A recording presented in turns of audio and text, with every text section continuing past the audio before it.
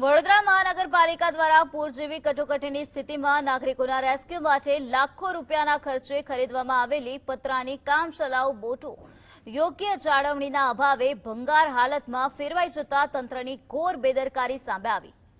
ચોમાસા દરમિયાન જ્યારે નીચાણવાળા વિસ્તારો અને ઘરમાં વરસાદી પાણી ભરાઈ જાય છે ત્યારે લોકોને સુરક્ષિત બહાર કાઢવા માટે આ બોટ મુખ્ય સહારો બને છે, પરંતુ સંકટ સમયે ઉપયોગમાં લેવાતી આ સરકારી મિલકત આજે ભંગારવાડામાં કટાઈ રહી હોવાના દ્રશ્યો સામે આવ્યા છે। આ ગંભીર મામલે સ્થાનિક સામાજિક કાર્યકરે તંત્રની આળસુ નીતિ સામે આકરા સવાલો ઉઠાવતા આક્ષેપ કર્યો કે પાલિકાના લાખો રૂપિયા પાણીમાં ગયા છે। વાસ્તવિકતા એ છે કે જ્યારે ફરી શહેરમાં પૂરની સ્થિતિ સર્જાશે ત્યારે પાલિકા જૂની બોટનું સમારકામ કરવાને બદલે પ્રજાના ટેક્સના પૈસે ફરી નવી બોટો ખરીદીને આર્થિક બોજ જનતાના માથે નાખશે।